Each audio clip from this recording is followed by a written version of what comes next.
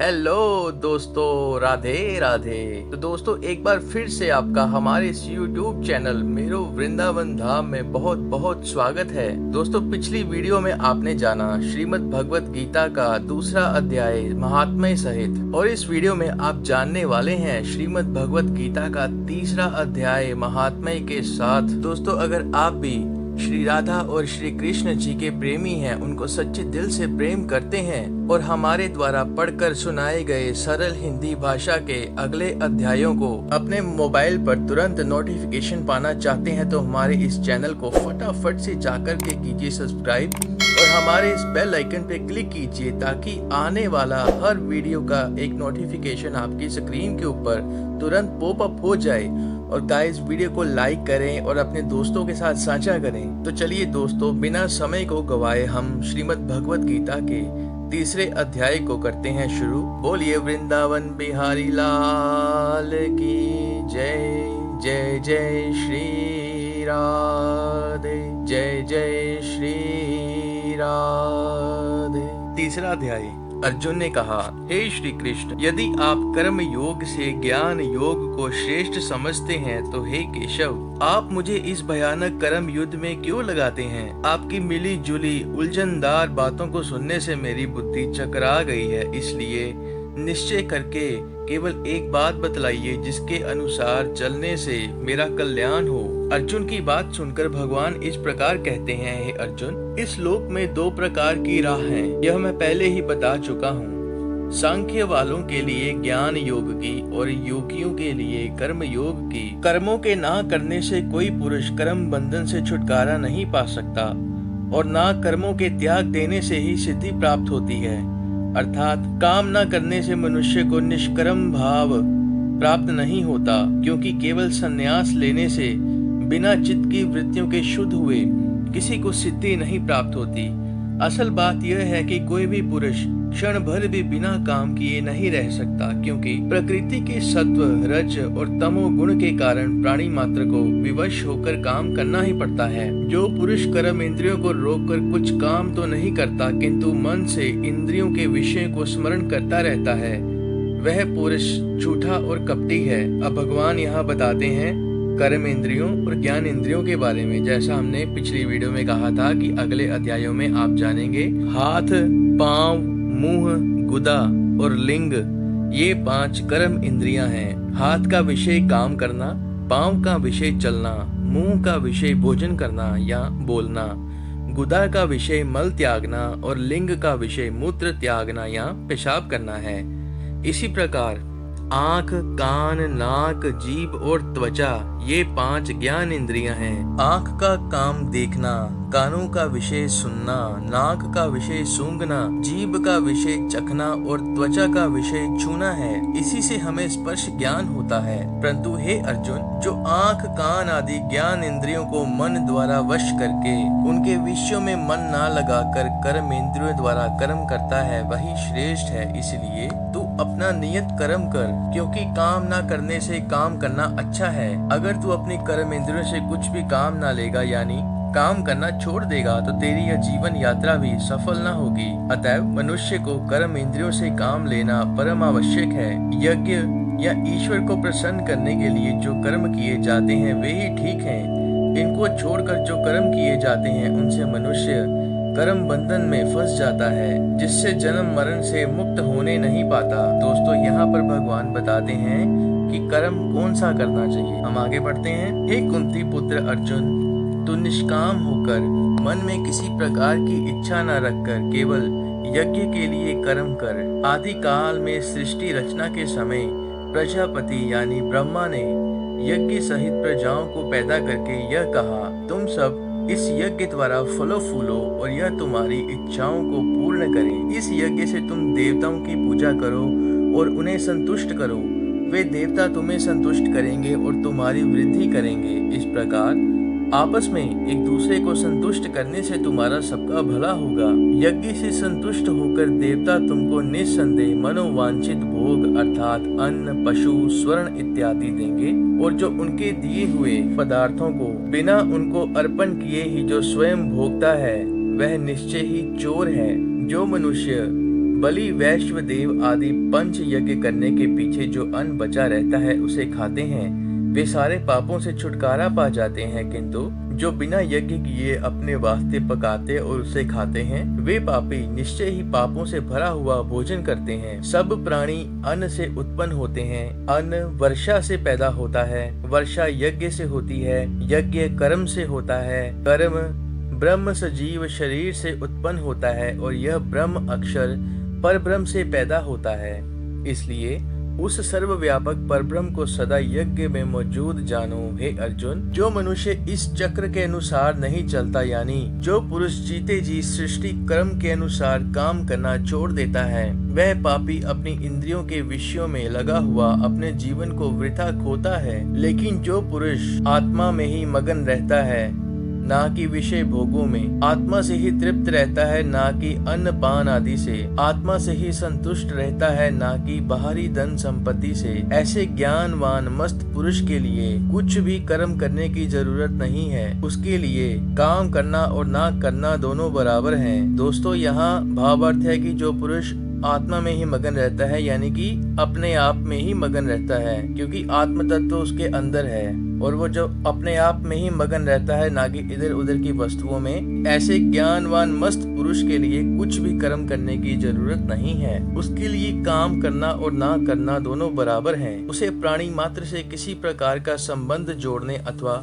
आश्रय लेने की भी जरूरत नहीं है। दोस्तों, यहाँ बात हो रही है उन सिद्ध महापुरुषों की, जिन्हें सिर्फ अपनी आप से, अपनी आत्मा से लेना देना होता है और किसी चीज से नहीं। हे अर्जुन, तू इंद्रियों को अपने वश में करके करने योग्य कर्मों को कर। इंद्रियों को जीतकर काम करता हुआ पुरुष परम गति अथवा मोक्ष को प्राप्त होता है, अर्थात वह परम पद या परमात्मा को पा सकता है। जनक इत्यादि ज्ञानी पुरुष कर्म करते हुए ही सिद्धि को प्राप्त हुए हैं। इसीलिए तुझे भी लोगों की भलाई के लिए अथवा लोक मर्यादा के अनुसार ही काम करना चाहिए। देखिए दोस्तों, यहाँ भगवान कहते हैं कि जनक इत्यादि ज्ञानी पुरुष कर्म करते हुए ही सिद्धि को प्राप्त हुए हैं। यहाँ महापुरुषों की बात हो रही है, हम जैसे तुच्छ प्राणियों की नहीं। पहले खुद को सिद्ध करना पड़ता है, उसके बाद ये दशा हम पे लागू होती है। भगवान कहते हैं कि जनक इत्यादि ज्ञानी पुरुष कर्म करते हुए ही सिद्धि को प्राप्त हुए हैं, इसीलिए तुझे भी लोगों की भलाई के लिए अथवा लोक मर्यादा के अनुसार ही काम करना चाहिए। श्रेष्ठ पुरुष जिस चाल पर चलते हैं, दूसरे लोग भी उन्हीं के अनुसार चलते हैं। दोस्तों, यहाँ दूसरे लोग हैं हम जैसे, वे जिस बात को चला देते हैं संसार उसी पर चलने लगता है। हे अर्जुन, तीनों लोकों में मेरे लिए ऐसा कोई काम नहीं है जो मुझे करना ही चाहिए, और ना कोई ऐसी चीज है जो मुझे ना मिल सकती हो, तो भी मैं काम करने में लगा रहता हूँ, जिससे अन्य लोग मेरी देखा देखी काम में लगे रहें और अज्ञान से कुमार्ग में ना जाएं। हे पृथा पुत्र अर्जुन, यदि मैं आलस्य रहित होकर कामों में ना लगा रहूं तो मनुष्य सर्व प्रकार से मेरे ही मार्ग पर चलेंगे, अर्थात काम छोड़कर बैठ जाएंगे। अगर मैं कर्म ना करूं तो यह तीनों लोक नाश हो जाएंगे। मैं वर्ण संकर करने वाला और इन प्रजाओं को नाश करने वाला या बिगाड़ने वाला ठहरूंगा। हे भरत की संतान अर्जुन, जिस भांति अज्ञानी पुरुष कर्मों में आसक्त होकर यानी कर्मों में मोह रखकर कर्म करते हैं, उसी भांति ज्ञानी पुरुष लोगों की भलाई की इच्छा से कर्मों में आसक्त न होकर कर्म करें। जिन अज्ञानी पुरुषों का दिल काम में लगा हुआ है, विद्वानों को चाहिए कि वे उनका मन काम से हरगिज न हटावें, बल्कि योग युक्त होकर स्वयं भी कर्म करें और उनको भी काम में लगावें। यदि कर्मों में लगे हुए लोगों का मन काम से हट गया और उन्हें आत्मज्ञान भी प्राप्त न हुआ, तो वही मसल होगी कि दुविधा में दोनों गए, माया मिली न राम। हे अर्जुन, संसार के सब कार्य प्रकृति के सत्व, रज और तम इन तीन गुणों द्वारा होते हैं, किंतु अहंकार से जिसका अंतःकरण मलिन हो गया है अथवा जिसकी बुद्धि भ्रष्ट हो गई है, वह समझता है कि इन कर्मों का करने वाला और कोई नहीं बल्कि मैं ही हूँ। परंतु हे अर्जुन, जो मनुष्य सत्व, रज आदि तीनों गुणों और उनके कर्मों के विभाग के तत्व को जानता है, वही ज्ञानी पुरुष ऐसा समझता है कि सत्व आदि गुण अपने आप कर्म करा रहे हैं, ऐसा समझकर वह उनमें नहीं फंसता। जो सत्व रज तम आदि प्रकृति के गुणों में भ्रमे हुए हैं, वे मोह के कारण इन गुणों के कार्य में लिप्त हो जाते हैं, अर्थात विषय भोगों में फंस जाते हैं। ऐसे मंदमती अज्ञानी पुरुषों को ज्ञानी लोग सकाम कर्म करने से ना हटावें, बल्कि स्वयं कर्म करते हुए उन्हें अपने उदाहरण से कर्म में लगाए रहें। हे अर्जुन, तुझे अब उचित है कि तू अध्यात्म चित्त आत्मा में चित्त लगाकर सब कामों को मुझ सच्चिदानंद भगवान पर छोड़ दे और आशा ममता से रहित होकर बिना शोक संताप अथवा झिझक या डर के युद्ध कर। जो मनुष्य श्रद्धा पूर्वक मेरे इस उपदेश के अनुसार चलते हैं, इसमें किसी प्रकार का दोष नहीं निकालते, वे चाहे किसी भी जाति या किसी भी आश्रम के हों, कर्म बंधन से मुक्त हो जाते हैं। परंतु हे अर्जुन, जो मेरे इस उपदेश की निंदा करते हैं या कपोल कल्पित समझकर मेरी शिक्षा अनुसार नहीं चलते, वे घोर मूर्ख हैं, भ्रष्ट बुद्धि पुरुष हैं और हिये के अंधे हैं। उन्हें तू नष्ट हुआ समझ। ज्ञानवान जिसके वश में इंद्रियां होती हैं और जो इंद्रियों के वश में नहीं कहा जा सकता, ज्ञानवान भी अपनी प्रकृति स्वभाव के अनुसार ही कार्य करता है। तब अज्ञानी का तो भला कहना ही क्या है। जब सब प्राणी अपने पूर्व जन्म के संस्कार अनुसार अपनी अपनी प्रकृति के अनुसार चलते हैं, तब जबरदस्ती इंद्रियों को रोकने से क्या फायदा। दोस्तों, इस पंक्ति का अर्थ समझिए। मतलब ये है, पूर्व जन्म में उसके पास था, यानी कि ज्ञान, कर्म और आदतें। इसी जन्म में वो आदतें, वो ज्ञान, वो कर्म खुद ब खुद इंसान को प्राप्त हो जाती हैं, प्रकृति के स्वभाव से ही। कहने का तात्पर्य ये है कि जहाँ मनुष्य पूर्व जन्म में छूट गया था, इस जन्म में वो सब प्राप्त कर लेता है, उसकी आगे की यात्रा शुरू हो जाती है। क्योंकि आत्मा वही है, इंद्रियां वही हैं, सिर्फ और सिर्फ शरीर नया है। ऐसा कि भगवान ने पहले अध्याय में भी कहा था, मेरे भक्त का कभी नाश नहीं होता। इसी तरह दोस्तों, वो जन्म जन्म से भटकता रहता है जब तक वो अपनी इंद्रियों पर काबू नहीं कर लेता, और ये सब होता है अभ्यास से। तब तक वो जन्म लेता रहता है और अंत में जब प्रभु की प्राप्ति हो जाती है तो उसके बाद उसे दोबारा जन्म नहीं लेना पड़ता और वो मोक्ष को प्राप्त होता है। तो दोस्तों, हम आगे पढ़ते हैं कि जब सब प्राणी अपने पूर्व जन्म के संस्कार अनुसार अपनी अपनी प्रकृति के अनुसार चलते हैं, तब जबरदस्ती इंद्रियों को रोकने से क्या फायदा। मतलब यह है कि स्वभाव या प्रकृति के मुकाबले में इंद्रियों को कोई रोक नहीं सकता। हर एक इंद्रिय अपनी अनुकूल वस्तु से प्रेम और प्रतिकूल से वैर करती है।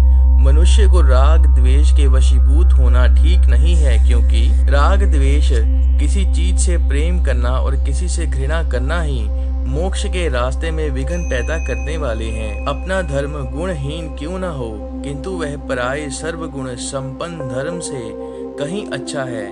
अपने धर्म में मरना भला है, क्योंकि पराया धर्म भय कारक है। अर्जुन ने कहा, हे श्री कृष्ण, किसकी प्रेरणा से या किसके उकसाने से यह मनुष्य पाप करने लगता है, अर्थात किस जबरदस्त कारण से मनुष्य अपने स्वभाव के विरुद्ध चलने को तैयार हो जाता है। ऐसा मालूम होता है कि मनुष्य की इच्छा पाप कर्मों में ना होने पर भी उससे कोई जबरदस्ती पाप कराता है। भगवान कहते हैं, हे अर्जुन, जिसको तुम पूछते हो वह काम ही क्रोध है, जो रजोगुण से पैदा हुआ है। सब कुछ खा जाने पर भी इसकी तृप्ति कदापि नहीं होती, यह बड़ा पापी है। इस संसार में हमारा सबसे बड़ा शत्रु काम ही है। दोस्तों, यहाँ काम यानी कि इच्छा, यानी कि उत्तेजना, अंदर से जो काम उत्पन्न होता है उसकी बात कर रहे हैं भगवान। जैसे धुएं से अग्नि ढक जाती है, धूल से दर्पण ढका रहता है और झिल्ली से गर्भ ढका रहता है, वैसे ही ज्ञान भी काम से ढका रहता है। इस काम ने मनुष्य के ज्ञान पर पर्दा डाल रखा है। यह ज्ञान का नित्य वैरी है। जैसे काष्ठ व घृत आदि से अग्नि कदापि तृप्त नहीं होती, बल्कि उल्टी धधकती है, उसी प्रकार यह काम रूप अग्नि भी विषय भोग की प्राप्ति कर कदापि शांत नहीं होती, बल्कि उल्टी बढ़ती ही जाती है। दसों इंद्रियां, मन और बुद्धि, ये तीनों काम के रहने के स्थान कहे जाते हैं। इन्हीं तीनों की सहायता से यह काम प्राणियों के ज्ञान को ढककर उन्हें अनेक प्रकार के मोह, भ्रम या धोखे में डालता है। इसलिए हे पृथा पुत्र अर्जुन, तू पहले इंद्रियों को रोक और इस ज्ञान विज्ञान नाशक पापी काम को अवश्य मार डाल। इंद्रियां तो प्रबल हैं ही, इंद्रियों से प्रबल मन है, मन से भी प्रबल बुद्धि है, क्योंकि वह मन के विचार को रोकना चाहे तो रोक सकती है। आत्मा इन सबसे अलग और श्रेष्ठ है। हे बड़ी भुजा वाले अर्जुन, इस प्रकार आत्मा को बुद्धि से परे जानकर और मन को निश्चल करके आत्मा से आत्मा को रोक कर इस दुर्विजय काम रूप शत्रु का नाश कर डाल। दोस्तों, इसी के साथ श्रीमद् भागवत गीता का तीसरा अध्याय यहीं पे समाप्त होता है। आगे हम पढ़ेंगे गीता के तीसरे अध्याय का महात्म्य। भगवान विष्णु ने कहा, हे देवी, अब गीता के तीसरे अध्याय का महात्म्य सुनो। कौशिक वंश में जड़ नाम का एक अधर्मी ब्राह्मण था। वह अपना धर्म कर्म छोड़कर बनियों की वृत्ति करता था। वह बड़ा दुराचारी, व्यसनी, जुआरी और शराबी था। हमेशा शिकार खेला करता था। जब उसके पास धन न रह गया तब वह चोरी करने लगा। चोरी से कुछ धन संचय करके व्यापार करने के लिए विदेश को चला गया। वहाँ व्यापार की बहुत सी वस्तुएं खरीद कर जब अपने देश को वापस आ रहा था, तब मार्ग में चोरों ने उसका सब माल छीन लिया और उसे मार डाला। अपने दुष्कर्मों के फल से वह भयानक प्रेत हुआ। वह हमेशा भूख प्यास से व्याकुल रहता था। उस काल रूप प्रेत की जांघें भारी थीं, पेट पीठ से लगा था, बाल खड़े थे और आंखें विकराल थीं। जब बहुत दिन बीत गए और वह लौटकर घर न आया तो उसका पुत्र अपने पिता को ढूंढने के लिए निकला। मार्ग में अपने पिता की मृत्यु का समाचार सुनकर वह बड़ा दुखी हुआ। उसका पुत्र बड़ा विद्वान और धर्मात्मा था। उसने अपने पिता की परलोक क्रिया करने की इच्छा से सब सामग्री लेकर काशी की यात्रा की। मार्ग में चलते चलते उसी पेड़ के नीचे पहुंचा जहां उसके पिता की मृत्यु हुई थी। संध्या हो गई थी, इसीलिए वह उसी पेड़ के नीचे ठहर गया। संध्योपासन करके वह गीता के तीसरे अध्याय का पाठ करने लगा। उसी समय उसने देखा कि अपने तेज से सब दिशाओं को प्रकाशित करता हुआ एक सुंदर विमान आकाश से आया और उसका पिता उस विमान पर बैठ गया। वह पीताम्बर ओढ़े है, बहुत सी सुंदरी स्त्रियां उसके साथ बैठी हैं और मुनिगण उसकी स्तुति कर रहे हैं। उसने लपक कर पिता को प्रणाम किया और उनका हाल पूछा। पिता ने कहा, बेटा, तुमने गीता के तीसरे अध्याय का पाठ करके हमारे सब पापों का नाश कर दिया है। अब हम वैकुंठ धाम को जाते हैं और तुम अपने घर को लौट जाओ। तुम जिस निमित्त काशी को जाते थे वह काम पूरा हो गया। पुत्र ने फिर पूछा, पिताजी, और जो कुछ हमारे करने योग्य काम हो वह बताइए। पिता ने कहा, हे निष्पाप, हमारा भाई भी हमारे ही समान पापी है। वह भी नरक में पड़ा है, उसका भी उद्धार करो।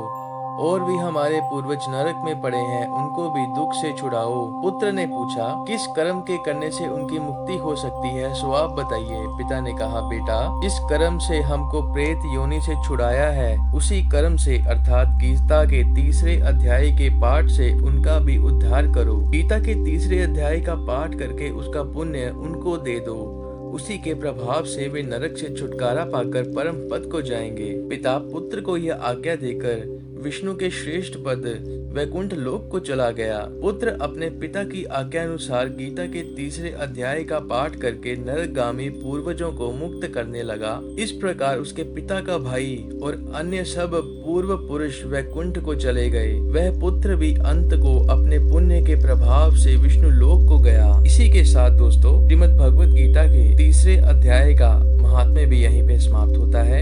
तो चलिए दोस्तों, अब हम आपसे विदा लेते हैं और अब हम आपको मिलेंगे अपनी नई वीडियो में, जिसमें मैं आपको भगवत गीता के चौथे अध्याय से वाकिफ कराऊंगा। जो हमारे इस चैनल पर नए हैं और जो लोग पुराने हैं वो सभी हमारे इस चैनल को सब्सक्राइब करें, वीडियो को लाइक करें और शेयर बटन पे क्लिक करें और बेल आइकन को दबाना मत भूलिएगा। और अगर आप भी अध्याय 4 जल्द से पाना चाहते हैं तो कमेंट में राधे राधे लिखिए। तब तक के लिए प्रसन्न रहें, सबको रखें, stay safe, stay healthy and we will meet you in the next video. Bye bye दोस्तों, राधे राधे।